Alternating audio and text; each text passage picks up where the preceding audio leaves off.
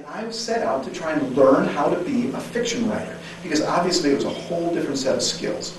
And I read books on how to write fiction, and then I practiced some more. And then I started reading other people's fiction, and I would analyze it and try and figure out, what did they do? When it worked, why did it work? And when it didn't work, why didn't it work? And then I practiced some more. And I started talking to writers, and I started going to authors' fairs and trying to figure out, well, how do you do what you do? And I practiced some more. And eventually, guess what? I got better. And I got not a little better, I got a lot better. And I did write that first story.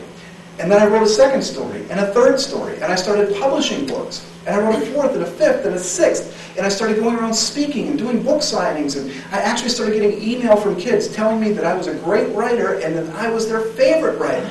And I started to say to myself, how did I go from unreadable to someone's favorite writer? How did that happen?